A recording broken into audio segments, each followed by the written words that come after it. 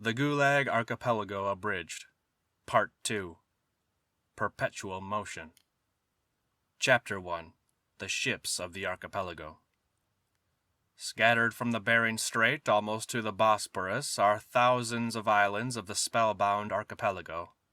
They are invisible, but they exist, and the invisible slaves of the archipelago, who have substance, weight, and volume, have to be transported from island to island just as invisibly and uninterruptedly. And by what means are they to be transported? On what? Great ports exist for this purpose, transit prisons, and smaller ports, camp transit points. Sealed steel ships also exist, railroad cars, especially christened Zack cars, prisoner cars. And out at the anchorages, they are met by similarly sealed, versatile Black Marias rather than by sloops and cutters.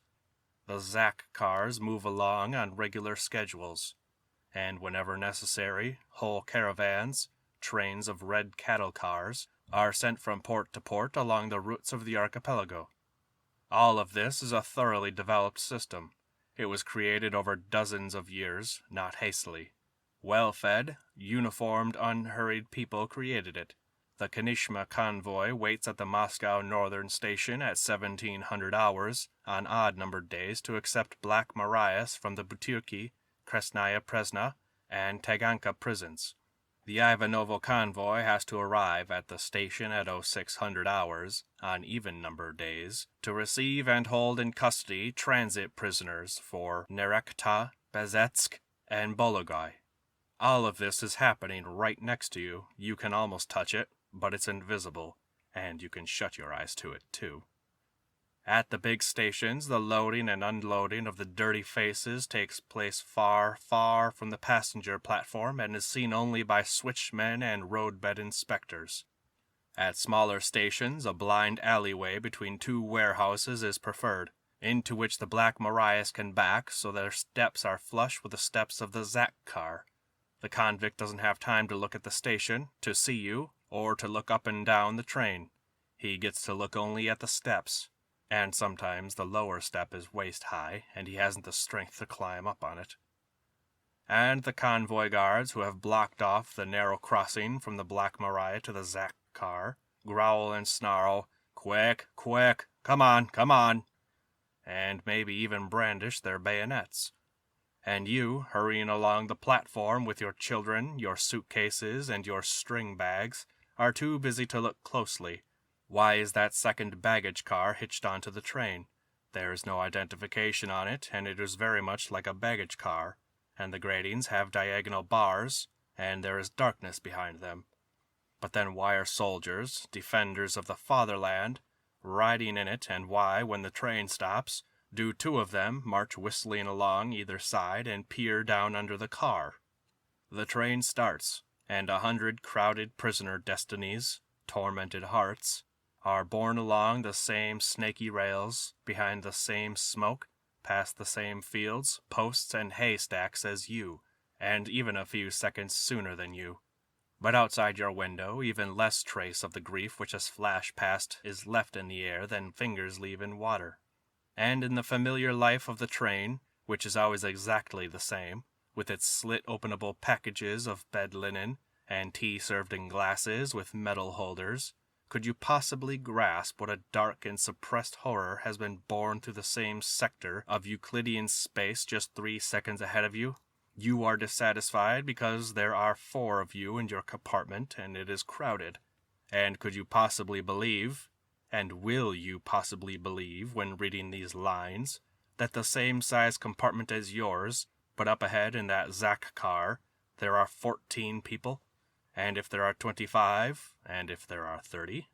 Probably this type of railroad car really was the first used under Stolypin, in other words, before 1911, and the General Cadet revolutionary embitterment they christened it with his name. However, it really became the favorite means of prisoner transport only in the 20s, and it became the universal and exclusive means only from 1930 on, when everything in our life became uniform. Therefore, it would be more correct to call it a Stalin car rather than a Stolypin car. But we aren't going to argue with the Russian language here. The Stolypin car is an ordinary passenger car divided into compartments, except that 5 of the 9 compartments are allotted to the prisoners. Here, as everywhere in the archipelago, half of everything goes to the auxiliary personnel, the guards. And compartments are separated from the corridor not by a solid barrier, but by a grating which leaves them open for inspection. This grating consists of intersecting diagonal bars, like the kind one sees in station parks. It rises the full height of the car, and because of it there are not the usual baggage racks projecting from the compartments over the corridor. The windows on the corridor sides are ordinary windows, but they have the same diagonal gratings on the outside. There are no windows in the prisoners' compartments, only tiny barred blinds on the level of the second sleeping shelves. That's why the car has no exterior windows and looks like a baggage car. The door into each compartment is a sliding door, an iron frame with bars. From the corridor side, all this is very reminiscent of a menagerie. Pitiful creatures resembling human beings are huddled there in cages, the floors and bunks surrounded on all sides by metal grills, looking out at you pitifully, begging for something to eat and drink. Except in that menageries, they never crowd the wild animals in so tightly. According to the calculations of non-prisoner engineers, 6 people can sit on the bottom bunks of a Stolypin compartment, and another 3 can lie in the middle ones, which are joined in one continuous bunk, except for the space cut out beside the door for climbing up and getting down. And 2 more can lie on the baggage shelves above. Now if, in addition to these 11 more are pushed into the compartment, the last of whom are shoved out of the way of the door by the jailer's boots as they shut it, then this will constitute a normal complement for a Stolypin prisoner's compartment. 2 huddle, half sitting on each of the upper baggage shelves, and another 5 lie on the joined middle, and they are the lucky ones. These places are won in battle, and if there are any prisoners present from the underworld companionship of thieves, the blatnye, then it is they who are lying there. And this leaves 13 down below. 5 sit on each of the bunks, and 3 are in the aisle between their legs. Somewhere, mixed up with the people, on the people and under the people, are their belongings, and that is how they sit, their crossed legs wedged beneath them, day after day. No, it isn't done especially to torture people. A sentenced prisoner is a laboring soldier of socialism, so why should he be tortured? They need him for construction work, but after all, you will agree he is not off on a jaunt to visit his mother-in-law, and there is no reason in the world to treat him so well that people out in freedom would envy him. We have problems with our transportation. He'll get there all right, and he won't die on the way either. Since the 50s, when railroad timetables were actually straightened out, the prisoners haven't had to travel in this fashion for very long at a time. Say, a day and a half or 2 days. During and after the war, things were worse. From Petropavlovsk, in Kazakhstan, to Karaganda, a Stolypin car might be in 7 days en route, with 25 people in a compartment. From Karaganda to Sverdlovsk, it could be 8 days, with up to 26 in a compartment. Even just going from Kubyshev to Chelyabinsk in August 1945, Susie traveled in a Stolypin car for several days, and their compartment held 35 people, lying on top of one another, floundering, fighting. And in the autumn of 1946, N.V. Timofeyev-Rasovsky traveled from Petropavlovsk to Moscow in a compartment that had 36 people in it. For several days he hung, suspended between other human beings, and his legs did not touch the floor. Then they started to die off, and the guards hauled the corpses out from under their feet. Not right away, true, only on the 2nd day. That way things became less crowded. The whole trip to Moscow continued in this fashion for 3 weeks. Was 36 the upper limit for a Stolypin compartment? I have no evidence available on 37 or higher, and yet, adhering to our one and only scientific method, and remembering the necessity to struggle against the limiters, we are compelled to reply, no, no, no, it is not a limit. Perhaps in some other country it would be an upper limit, but not here. As long as there are any cubic centimeters of unbreathed air left in the compartment, even if it be beneath the upper shelves, even if between shoulders, legs, and heads the compartment is ready to take additional prisoners. One might, however, conditionally accept as the upper limit the number of unremoved corpses which can be contained in the total volume of the compartment, given the possibility of packing them in at leisure. V.A. Korneyeva traveled from Moscow in a compartment that held 30 women, most of them withered old women, exiled for their religious beliefs. On arrival, all these women, except 2, were immediately put in the hospital. Nobody died in the compartment because several of the prisoners were young, well-developed, good-looking girls, arrested for going out with foreigners. These girls took it upon themselves to shame the convoy. You ought to be ashamed to transport them this way. These are your own mothers. It probably wasn't so much for their moral argument as their attractive appearance which produced a reaction in the convoy guards, and they did move several of the old women out, to the punishment cell. But the punishment cell in a Stolypin car is no punishment. It is a blessing. Of 5 prisoner compartments, 4 are used as general cells, and the 5th is set aside and divided in 2 halves. 2 narrow half compartments with 1 lower and 1 upper berth, like those the conductors have. These punishment cells serve to isolate prisoners. 3 or 4 travel in them at a time, and this gives both comfort and space. No, it is not intentionally to torture them with thirst that the exhausted and overcrowded prisoners are not fed soup but salt herring or dry smoked Caspian carp for the whole of their trip in the Stolypin car.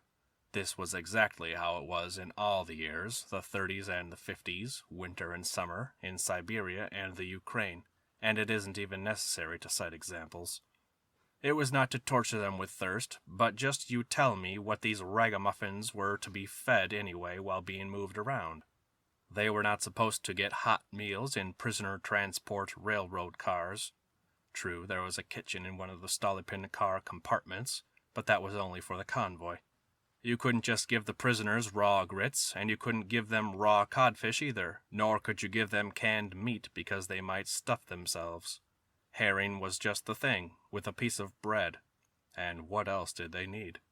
Go ahead, take your half herring while they are handing it out, and be glad you got it. If you're smart, you aren't going to eat that herring. Just be patient, wait, hide it in your pocket, and you could eat it at the next transit point where there is water to be had.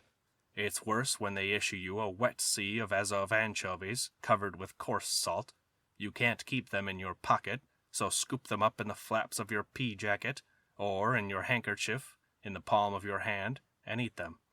They divide these Azov anchovies on somebody's pea jacket, whereas the convoy guards dump the dried carp right on the floor of the compartment, and it is divided up on the benches on the prisoners' knees. But once they've given you a fish, they aren't going to hold back on the bread, and maybe they'll even throw in a bit of sugar. Things are much worse when the convoy comes over and announces, "We aren't going to be feeding you today. Nothing was issued for you." And it could very well be that nothing was actually issued. Someone in one or another prison accounting office made a mistake in the figures, and it could also be that it was issued but that the convoy was short on rations. After all, they aren't exactly overfed either, and so they decided to snag a bit of your bread for themselves. And in that case, to hand over half a herring by itself would seem suspicious. And, of course, it is not for the purpose of intentionally torturing the prisoner that after his herring he is given neither hot water, and he never gets that here in any case, nor even plain unboiled water. One has to understand the situation. The convoy staff is limited. Some of them have to be on watch in the corridor, some are on duty on the platform. At the stations, they clamber all over the car, under it, on top of it, to make sure that there aren't any holes in it. Others are kept busy cleaning guns, and then, of course, there has to be time for political indoctrination and their catechism on the articles of war. And the third shift is sleeping. They insist on their full 8 hours, for, after all, the war is over. And then, to go carry water in pails, it has to be hauled a long way, too, and it's insulting. Why should a Soviet soldier have to carry water like a donkey for enemies of the people? And there are also times when they spend half a day hauling the Stolypin cars way out from the station in order to reshuffle or recouple the cars. It will be farther away from prying eyes. And the result is that you can't get water even for your own Red Army mess. True, there is one way out. You can go dip up some water from the locomotive tender. It's yellow and murky, with some lubricating grease mixed in it. But the Zeks will drink it willingly. It doesn't really matter that much anyway, since it isn't as if they could see what they were drinking in the semi-darkness of their compartment. They don't have their own window, and there isn't any light bulb there either, and what light they get comes from the corridor. And there's another thing, too. It takes a long time to dole out that water. The Zeks don't have their own mugs. Whoever did have one has had it taken away from him. So what it adds up to is they have to be given the 2 government-issue mugs to drink out of. And while they are drinking up, you have to keep standing there and standing, and dipping it out some more, and handing it to them. And while they are drinking, you have to keep standing there and standing, and dipping it out some more, and handing it to them. Yes, and then, too, the prisoners argue about who's to drink first. They want the healthy prisoners to drink first, and only then those with tuberculosis, and last of all those with syphilis. Just as if it wasn't going to begin all over again in the next cell, first the healthy ones. But the convoy could have been born with all that, hauled the water and doled it out, if only those pigs, after slurping up the water, didn't ask to go to the toilet. So here's the way it all works out. If you don't give them water for a day, then they don't ask to go to the toilet. Give them water once, and they go to the toilet once. Take pity on them and give them water twice, and they go to the toilet twice. So it's pure and simple common sense. Just don't give them anything to drink. And it isn't that one is stingy about taking them to the toilet because one wants to be stingy about use of the toilet itself, but because taking prisoners to the toilet is a responsible, even, one might say, a combat operation. It takes a long time for 1 private first class and 2 privates. 2 guards have to be stationed, one next to the toilet door, the other in the corridor on the opposite side, so that no one tries to escape in that direction. While the private first class has to push open and then shut the door to the compartment, first to admit the returning prisoner, and then to allow the next ones out. The statutes permit letting out only 1 at a time, so that they don't try to escape and so that they can't start a rebellion. Therefore, the way it works out is that 1 prisoner who has been let out to go to the toilet is holding up 30 others in his own compartment and 120 in the whole car, not to mention the convoy detail. And so the command resounds. Come on there, come on, get a move on, get a move on. The private first class and the soldiers keep hurrying him all the way there and back, and he hurries so fast that he stumbles. And it's as though they think he is going to steal that shithole from the state. In 1949, traveling in a Stolypin car between Moscow and Kubyshev, the one-legged German, Schultz, having understood the Russian hurry-up by this time, jumped to the toilet and back on his one leg while the convoy kept laughing and ordering him to go faster. During one such trip, one of the convoy guards pushed him while he reached the platform at the end of the corridor, and Schultz fell down on the floor in front of the toilet. The convoy guard went into a rage and began to beat him, while Schultz, who couldn't get up because of the blows raining down on him, crawled and crept into the dirty toilet. The rest of the convoy roared with laughter. So that the prisoner shouldn't attempt to escape during the moment he was in the toilet, and also for a faster turnaround, the door to the toilet was not closed, and the convoy guard, watching the process from the platform of the car, could encourage it. Come on now, that's plenty, that's enough for you. Sometimes the orders came before you even started. All right, number 1 only. And that meant that from the platform they'd prevent your doing anything else. And then, of course, you couldn't wash your hands. There was never enough water in the tank there, and there wasn't enough time either. The toilet was filthy. Quicker, quicker. And tracking back the liquid mess on his shoes, the prisoner would be shoved back into the compartment, where he would climb up over somebody's arms and shoulders, and then from the top row his dirty shoes would dangle to the middle row and drip. When women were taken to the toilet, the statutes of the convoy service, and common sense as well, required that the toilet door be kept open, but not every convoy insisted on this, and some allowed the door to be shut. Oh, all right, go ahead and shut it. Later on, one of the women was sent in to wash out the toilet, and the guard again had to stand right there beside her so that she didn't try to escape. And even at this fast tempo, visits to the toilet for 120 people would take more than 2 hours. More than a quarter of the entire shift for 3 convoy guards. And in spite of that, you still couldn't make them happy. In spite of that, some old sandpiper or other would begin to cry half an hour later and ask to go to the toilet. And, of course, he wouldn't be allowed to go. And he would soil himself right there in the compartment. And once again, that meant trouble for the private first class. The prisoner had to be forced to pick it up in his hands and carry it away. So that's all there was to it. Fewer trips to the toilet.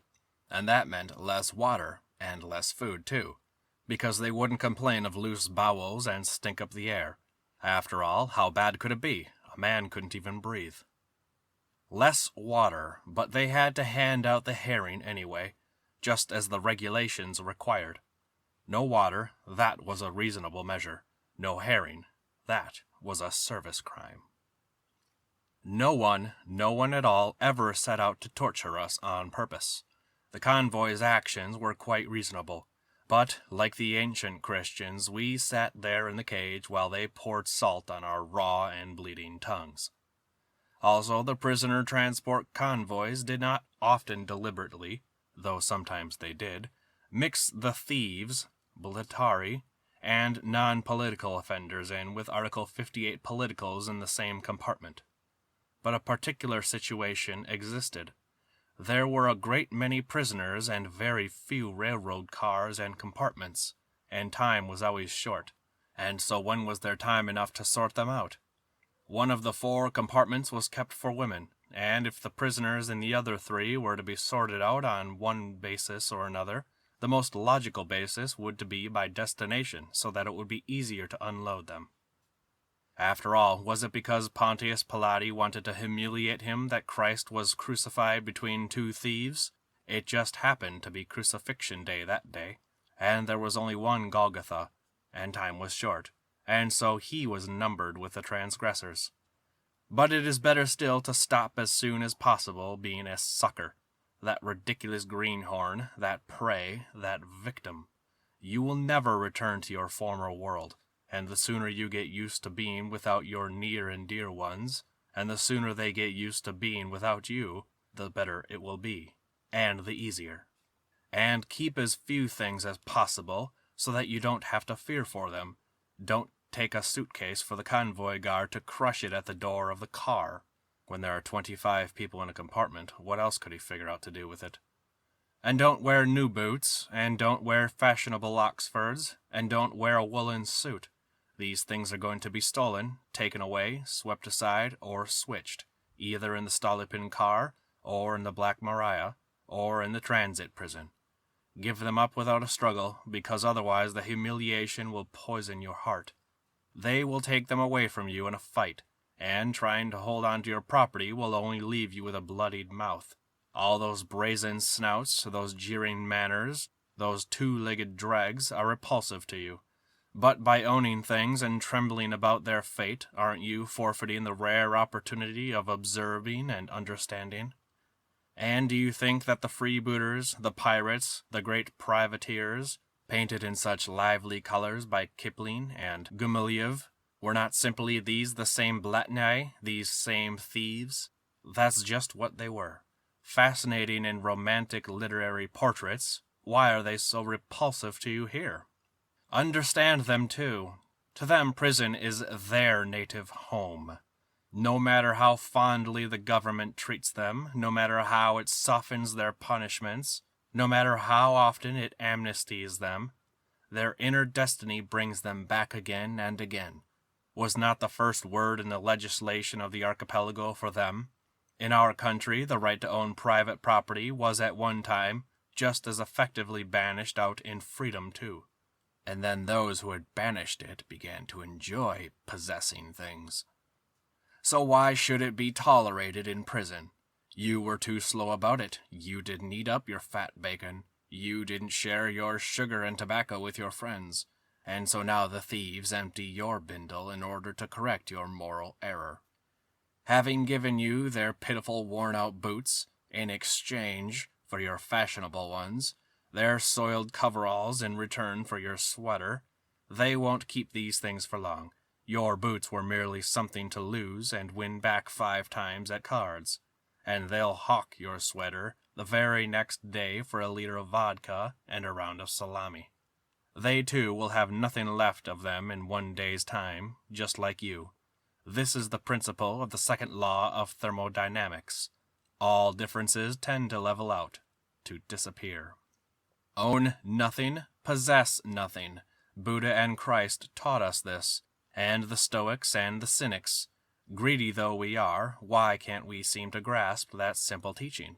Can't we understand that with property we destroy our soul? Own only what you can always carry with you. No languages, no countries, no people. Let your memory be your travel bag. Use your memory, use your memory. It is those bitter seeds alone which might sprout and grow someday. Look around you. There are people around you. Maybe you will remember one of them all your life and later eat your heart out because you didn't make use of the opportunity to ask him questions. And the less you talk, the more you'll hear. Thin strands of human lives stretch from island to island of the archipelago. They intertwine, touch one another for one night only in such a clickety-clacking half-dark car as this, and then separate once and for all. Put your ear to their quiet humming and the steady clickety-clack beneath the car. After all, it is the spinning wheel of life that is clicking and clacking away there.